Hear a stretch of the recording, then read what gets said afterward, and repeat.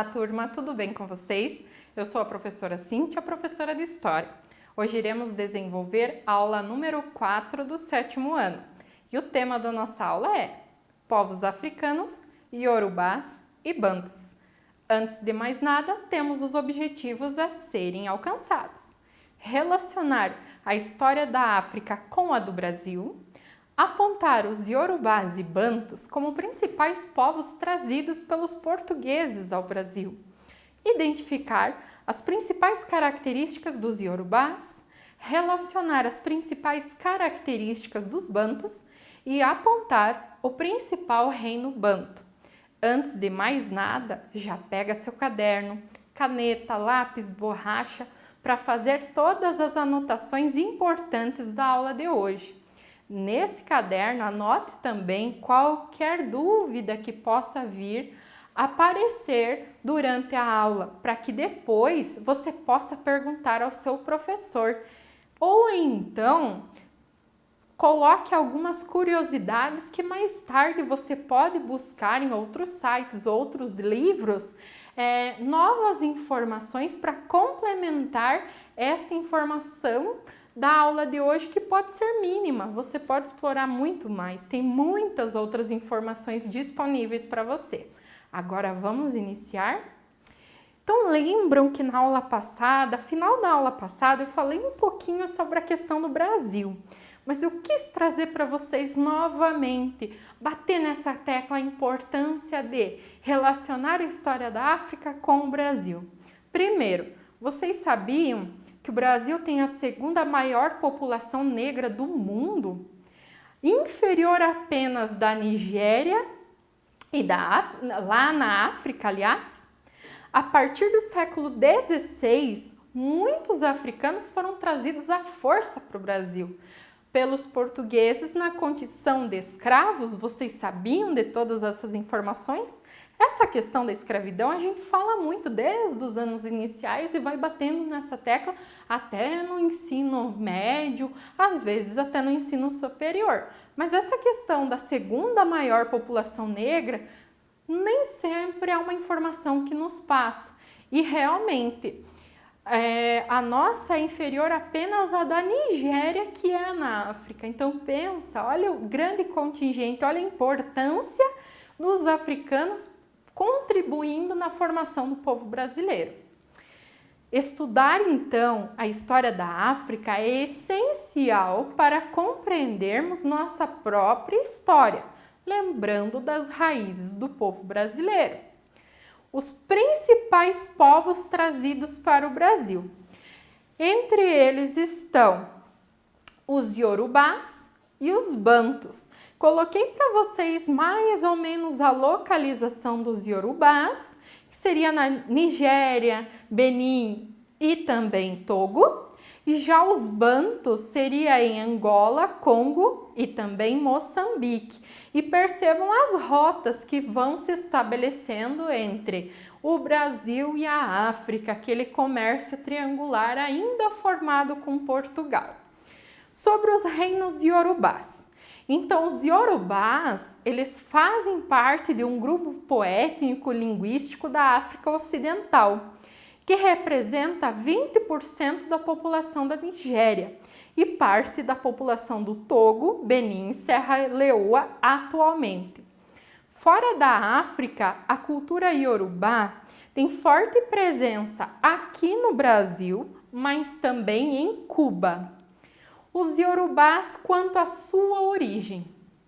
Não há uma certeza quanto à origem deles, mas existem indícios arqueológicos, ou seja, por meio de escavações, vestígios deixados por esses povos, que eles floresceram ali ao sul do rio Níger por volta do século IX. Lembrem-se que os rios são importantes na formação dessas primeiras civilizações, principalmente do uso da água na agricultura. A população tinha como centro a cidade de Ifé. Ifé significa o que é vasto. Mas alguns estudiosos apontam evidências mais antigas desse grupo no século IV. Os Iorubás eles também são chamados de nagôs, ainda bem que o Zezinho sempre me lembra. Iorubás quanto às suas características. Primeiro, tem como sistema político a teocracia, em que o líder deles é considerado divino, Deus, filho de Deus, representante de Deus na terra ou o próprio Deus. Eles tinham um poder descentralizado, ou seja, não tinha um líder que mandava em tudo. Eles eram organizados em cidades e estados independentes, ou seja, cada cidade tinha o seu líder, as suas regras. Nós temos como principais cidades estados Ifé, Oio, Ovu, Benim e Ila.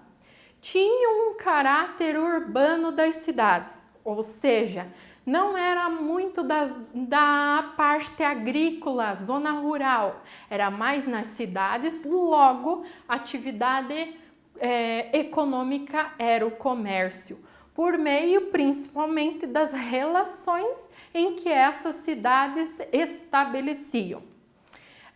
Sobre Ifé, que é uma das principais cidades dos Iorubás, ela tinha uma origem divina.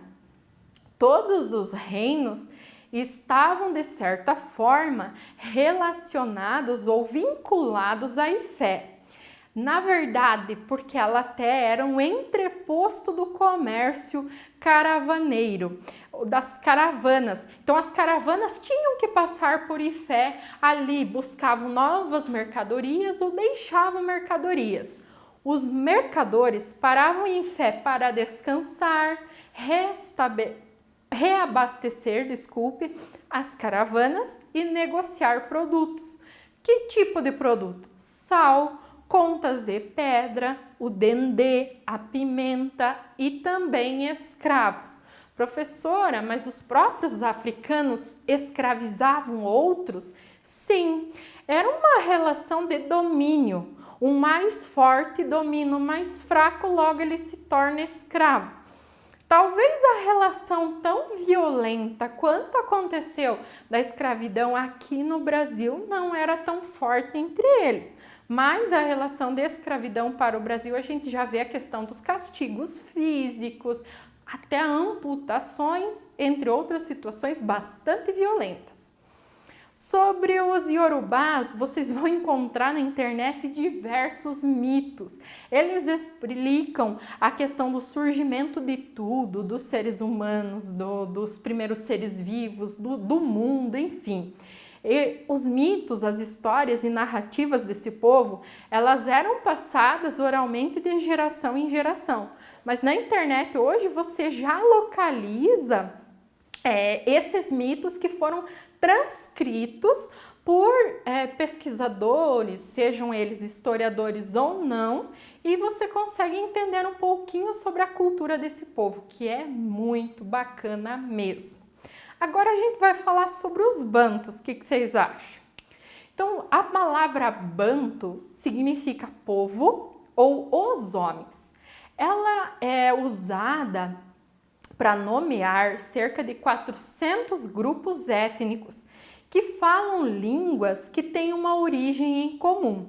Então, mesmo esses 400 grupos, eles são chamados de bantos, por quê? Porque a origem da língua deles é comum. Os povos bantos se originaram na fronteira das atuais Nigéria e também Camarões, por volta de 3 a 4 mil anos atrás. Não se sabe o porquê, mas eles migraram para o sul e leste africano. E no século XII já ocupavam áreas da África Central até o sul. Os bantos e a agricultura. Então, são 400 grupos, como eu falei anteriormente. Então, a única atividade que vem a ser comum entre esses grupos é a questão da atividade agrícola. Nós temos aqui ao lado exemplos, Quênia e Moçambique, cuja plantação, o cultivo se dá cereais, raízes, tubérculos, dominavam técnicas também de metalurgia e criavam gado, além desses produtos agrícolas. Zambésia É o rio que possuía inundações periódicas. Os povos usavam um complexo sistema de irrigação na região. Em Congo, a queimada era utilizada para limpar os terrenos e utilizavam também o sistema de rodízio. Sistema esse que foi utilizado ali na Idade Média, lá nos feudos, tá? E o convívio entre agricultores, pastores, caçadores e coletores vai gerar essas características que, de certa forma, diversificam o povo banto, mas os une por vínculos com a agricultura. Povos bantos e outros povos. Nós temos os cuxitas, os nilotas e os mercadores árabes vindos do norte. O que acontece? Com africanos islamizados, os bantus aprenderam a usar os atabaques. Desenvolveram uma nova comunidade, a Swahili ou Swahili, tá? Então, essas relações, principalmente por meio do comércio, vai fazer com que os bantus adquiram novas características culturais. O principal reino dos bantus é o reino do Congo, que seria a atual Angola, Congo, e também a República Democrática do Congo, na África Centro-Ocidental. Percebam, coloquei aqui para vocês uma imagem, tem a questão da adoração, de certa forma, ao líder, numa espécie de teocracia, a questão dos escravos, o uso da guerra, da força é muito presente nesses reinos africanos.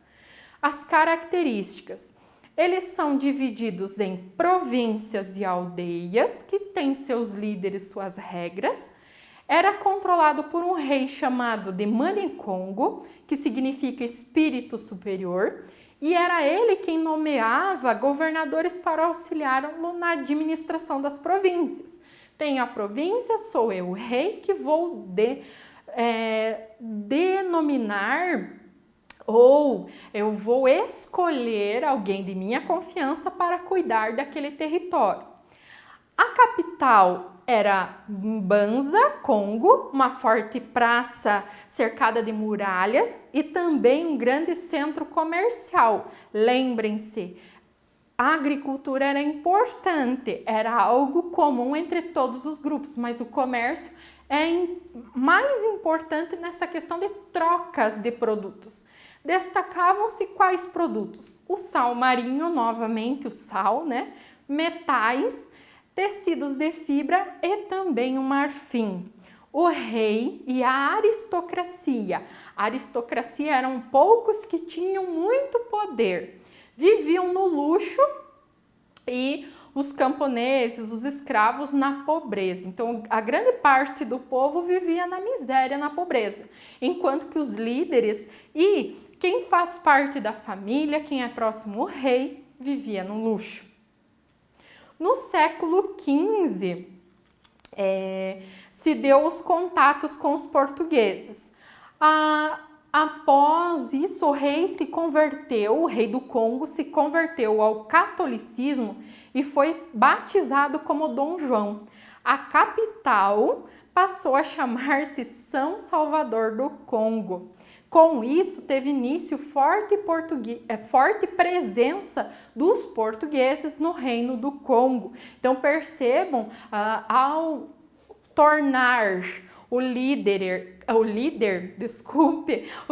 católico, consequentemente, até o nome da capital passa a ter nome de santo. Então, isso é uma aculturação. Essas relações com outros povos fazem com que eles assimilem culturas novas e criem novas formas de ver o mundo.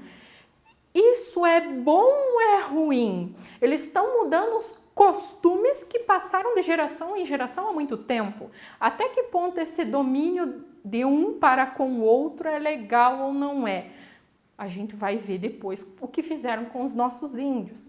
Mas é spoiler para as próximas aulas. Na próxima aula, faremos uma revisão geral das conexões entre as sociedades africanas, americanas e europeias, a questão da modernidade, povos de Gana e Mali, Iorubás e Bantus. Reveja tudo que vimos até o momento. Aquelas outras anotações que vocês fizeram até a anotação de hoje, atividades que vocês realizaram, para ver se realmente vocês compreenderam. Porque na próxima aula o objetivo é revisar tudo isso. Agora vamos para a atividade? Bons estudos, um abraço a todos e tchau!